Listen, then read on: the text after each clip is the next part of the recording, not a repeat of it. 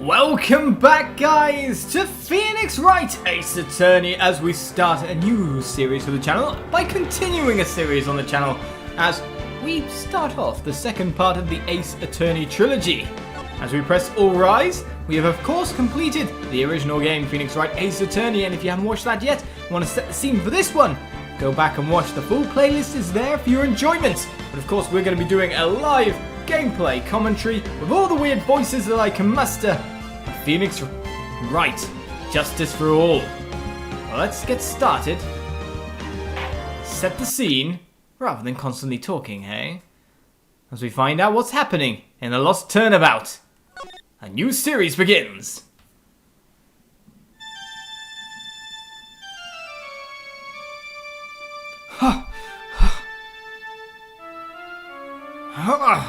How did I get into this mess? That's far enough! You can't run forever, Mr. Phoenix Wright!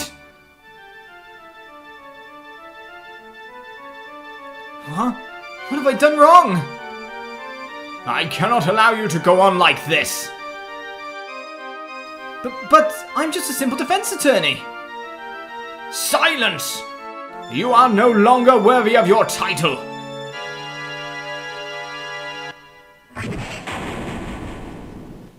As we get gabbled to oblivion.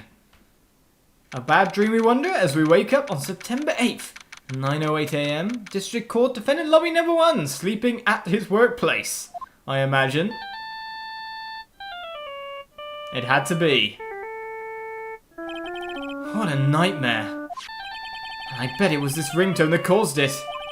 I really shouldn't be dozing off right before a trial starts anyway. Huh? Looks like they hung up. Ah, good. I finally found it. Talk about a close call. I hate to do this to you, but...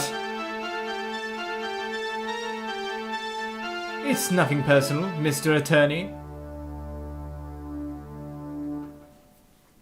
Instantly start with more posh inflections, because all evil people are posh, obviously, in games. A few minutes later at District Court Defendant Lobby Number 1.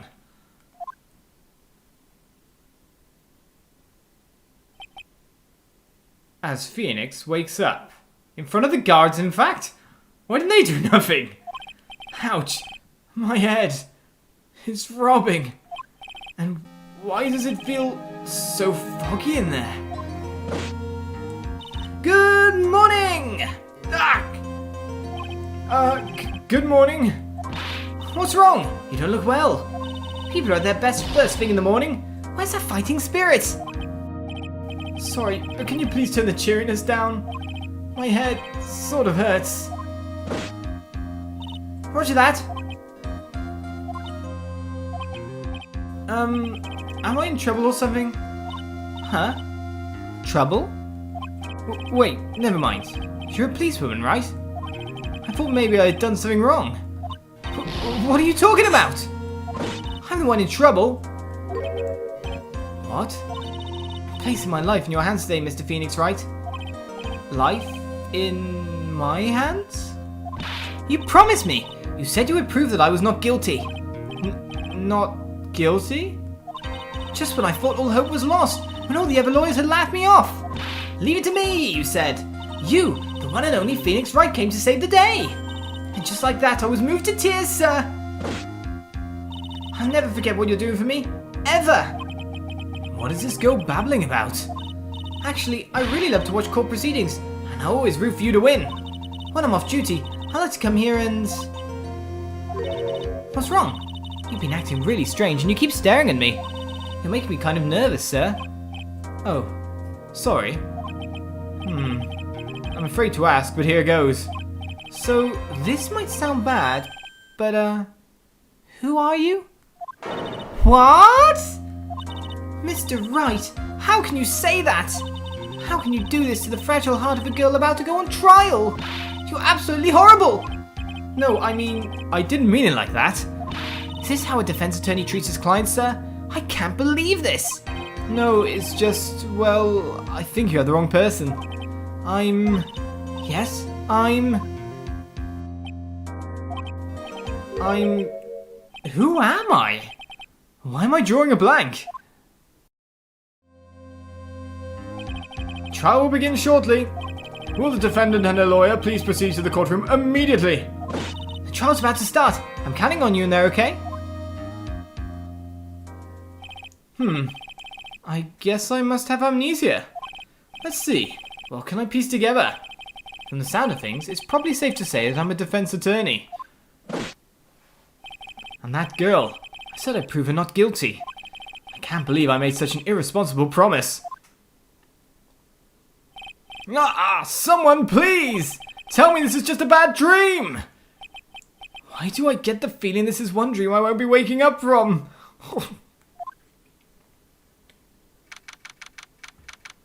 As we move to the courtroom with a defense attorney that doesn't know how to defense a turn.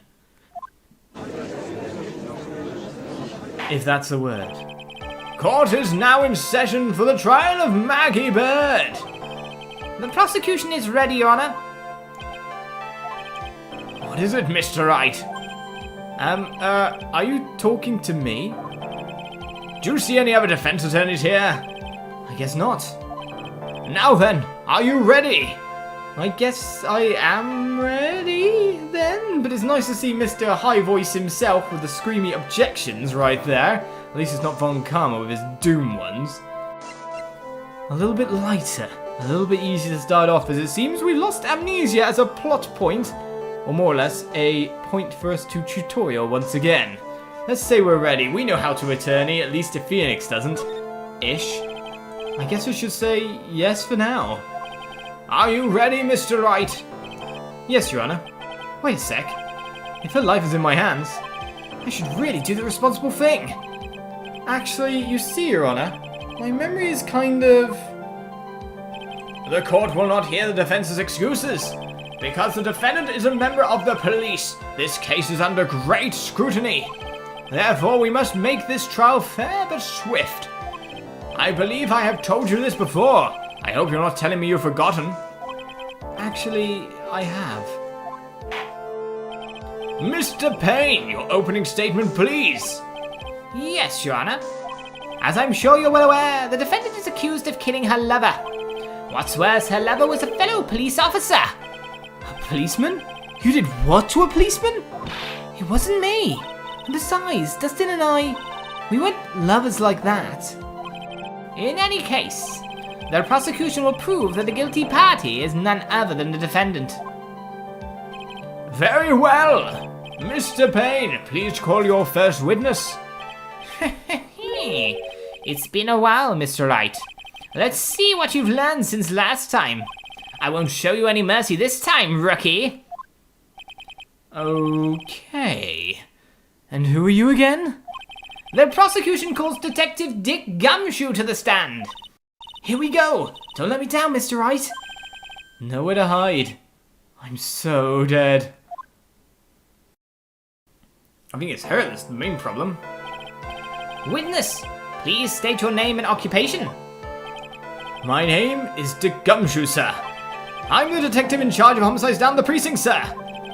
You don't look very well, detective. Well, sir, the defendant, she works under me, so, you know... You work under that detective? Yes, sir. And while I was a trainee, he was always watching out for me, sir. He's such a wonderful guy, sir. I'll never forget what he's done for me. Okay, calm down. I believe you. Detective Gumshoe, please describe for us the details of this murder. Yes, sir. It happened at the park near headquarters, Expose Park. The victim was one of the local cops, Dustin Prince. He was pushed down from the benches on the upper pass, sir. The landing beat his body up bad and snapped his neck. The details are listed in the report that was distributed yesterday. Ah, yes. This autopsy report, correct? Why do I not remember getting a copy? You probably do already. We just haven't checked the court record. I see. Everything is in order here. Even the estimated time of death is unusually well documented. The victim's watch stopped from the impact of the landing, sir. The results of the autopsy will confirm the time of death. If I may, Your Honor, the prosecution would like to submit this photograph. Very well. The court accepts it into evidence. Right then, we got a crime photo. We also have several other things in the court record. Now then, I recorded yesterday's preliminary hearing. A very important piece of evidence was brought to our attention. Yes, Your Honor. Yes, sir. Yes, I guess? Mr. Wright, is your head on right today? There was a very crucial piece of evidence found under the victim's body. Was there? Have you lost your mind? Well, actually, it's just nerves. Give me a second. What? How can you talk like such an amateur? I thought you were a pro, sir. All right, sir. I'll help you through this. At a time like this, maybe you ought to take a glance at the court record. Court record? Yep. Info about evidence and people involved with this case are all listed there, sir. You can look at the court record by touching the court record button. The court record button? You really know what you're talking about, huh? It's too bad I'm a cop, Wright. Just think, I could totally be a legal aid instead. Mr. Wright! Yes, Your Honor? Court is in session. Save your chit-chat for later. Sorry, Your Honor. Well, I guess I'd better check the court record and see what I can find. Okay then. Right then, we've got our attorney's badge. It's my all-important badge. It shows that I'm a defense attorney. Okay, brilliant. We've got a cell phone. I found this in my pocket, but I don't remember what it means or how it got there. We can't check it or anything, but it's there. Dustin's autopsy report. Time of death was 9th of the 6th, or more to the point, it might probably be the 6th of September? That is correct, good. Because, of course, American dates, depending on not if they switched it or not, or localization or not, I do not know. At 6:28 p.m., cause broken neck. Body was also covered in bruises. Well, the bruises are probably not really all that important. You never know, body might be dragged to a place, but a broken neck sounds very severe, and if it caused death, it was probably near enough instantaneous.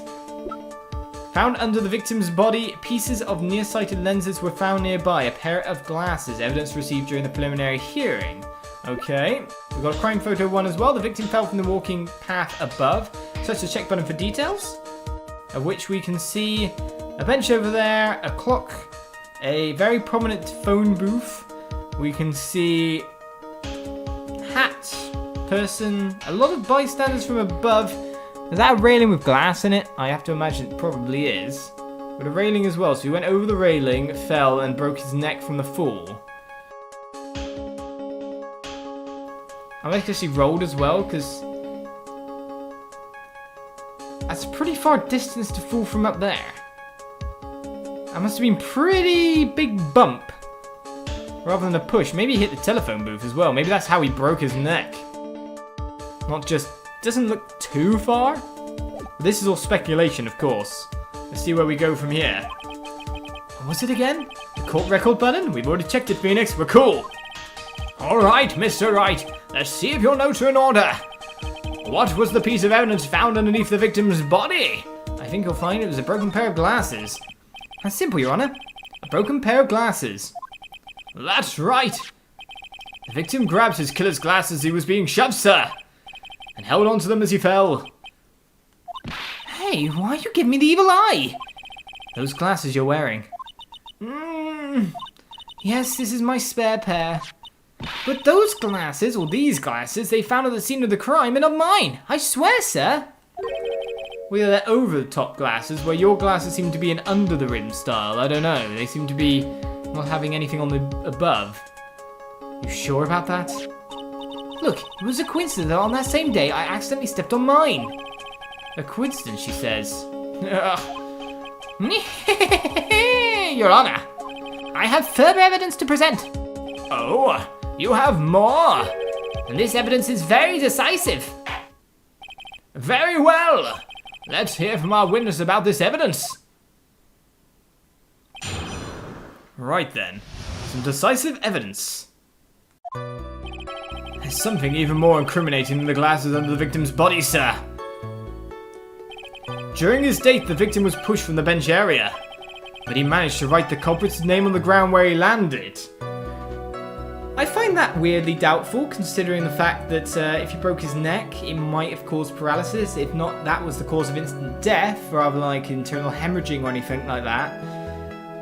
You know, how do you write a name? Might be a bit harder. I don't like saying it, but it was clearly the defendant's name, Maggey, sir. With this piece of evidence and the glasses, it's hard not to say she's the culprit. This is the picture of the writing, Your Honor. Why? This is... Yes, I can see her name is clearly written here. The prosecution would like to submit this picture. Understood. The court accepts it into evidence. Right then, the crime photo number 2 has been added to the court record. As if the glasses alone didn't make you look suspicious. The victim even wrote your name clear as day on the ground. But, I already told you, those glasses are mine. And how would you explain his dying message? It's a conspiracy. I'm not guilty, sir. Mr. Wright, you may cross-examine the witness. Cross-examine? This is it. I'm counting on you. Sure. What am I supposed to do? What? This isn't like you at all. Normally, this is the part where you get in the witnesses' faces. Get in their faces and do what? I guess there's no way around it. Okay, I'm gonna lend you a hand. The prosecution's witnesses all hide things from the court, which means they lie from time to time. Lie? But isn't that detective your superior? Well, even if they don't mean to lie, sometimes people just remember things wrong. Like that detective. He does sort of look like a scatterbrain. It doesn't matter. Either way, it's bad for us, sir. That's why when you question witnesses, you have to find and expose their lies. Mr. Wright, your cross-examination, please. Yes, Your Honor. Talk about trial by fire. Here goes nothing. As long as I can expose the lies, we should be alright. Well, I think I've realised many contradictions. It's just, of course, as we've learnt from the first game, if you've watched the first Let's Play or not, it might not necessarily be the obvious things that they want. It might just be something really weird and specific. So even though you might say something like, his neck was broke, he might be paralysed. How did he write that name? Especially when you look at that picture, he'd have had to get his right hand way past the bit where you could see. If you could turn his neck when his neck was broken, it doesn't seem to make any sense of that, but it might not be what they want. In fact, I think I do know what they want. But it's going to be very weird if it is. There's something even more incriminating than the glasses on the victim's body, sir. Press is what we want to do. About those glasses. Do you have any proof that those belong to my client? That's a good question, Phoenix. The lenses are for nearsightedness, and are almost the same strength as hers. Almost. Well, usually you get a spare set of glasses at the same time with the same frames fit, and you just choose, well no, the same lenses fit. So you get the lenses as double, you know, how it is nowadays, but this was back then, I don't know. Even the frames look kind of like the one she's wearing an ID, pal. What should I do now? Continue pressing, of course, when you've got the option. Mess with them, but don't be too aggressive. Hold it! Almost and kinda are not good enough in a case like this. Do you have more definitive proof? Is there something that clearly links the defendant with those glasses?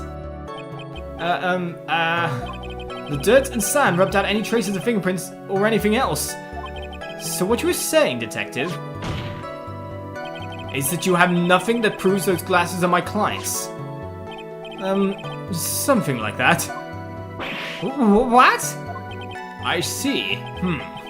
So there is no proof. Wow, that was amazing! I could totally feel it down in my gut. Does it do anything? During his date, the victim was pushed from the bench area. That doesn't seem to have done anything. But it proved my point in the previous thing. Now you're sure he was pushed and that's how he fell? Yeah, pal. If you look at the wounds on the victim's body, there's no way it was anything else. Please continue your testimony, detective. Anyway, the victim fell pretty far. I say he was hit with something to launch him a bit. But he managed to write the culprit's name on the ground where he landed. The culprit's name? Yeah, I was surprised too. I didn't want to believe it, but... was the name that of my client? I don't like saying it, but it was clearly the defendant's name, Maggey, sir. Are you absolutely certain? Sorry, pal. That's what it said. This is a picture of it. No matter what way you look, it still says Maggey. He's got a point. Hey, hold on! Huh? Don't hurt me. I know the picture says Maggey, but now that she mentions it, something does feel kind of off about this picture. That's how you know you found a contradiction. Now hurry up and present some evidence. So is that what we want? So that's what spotting a contradiction feels like. I better check the court record again. Yeah, we better, because it's silly right now. This is silly. Because the obvious stuff makes more sense, really.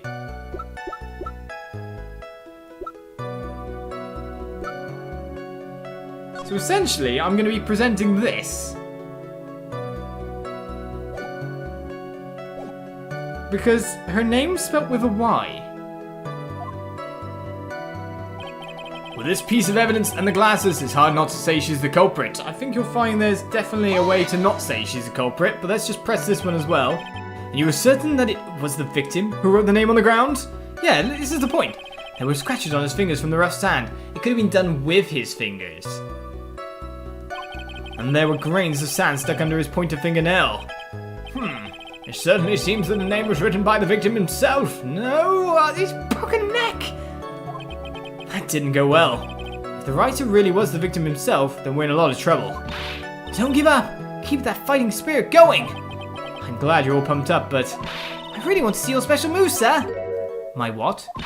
You always look so cool when you present evidence! Present evidence? Oh, that enlighten me. I'll go, oh, that present evidence. Actually, I was just thinking about that. Yes, the Great Phoenix Wright is back. Oh, that's right. Huh? I heard that lately you can present not only evidence, but people's profiles as well. It sure makes things a bit more complicated, so be careful, sir. People's profiles, huh? Alright, let's give this another try. Right, people's profiles as well? No, okay. So I think we're presenting this, but now we can present people's profiles, of which we can see the name is spelled differently. So we definitely have our in here to further break the cycle. My client, the only thing I can recall is that she's a policewoman, but she's also called Maggey. You helped me realize it's definitely what we're after. Oh, what is it? What's come over me? Without thinking, I just blurted out, objection! I yelled it at the top of my lungs, finger outstretched, ready to take on my opponents. What a rush! Detective Gumshoe! You talking to me, pal? Please state the defendant's name for me. There's the high voice. What are you trying to prove with this futile exercise, Mr. Wright? You'll see. This is a very crucial line of questioning. Actually, Mr. Payne, you can answer. The defendant's name, if you please. Where is this ridiculous question coming from? The defendant's name is Maggey Byrde. I think someone needs to check the court record. What? It says right here that it's Maggey Byrde. Nah! It looks like the bird caught the cat napping. What's going on here? I have no idea either, sir.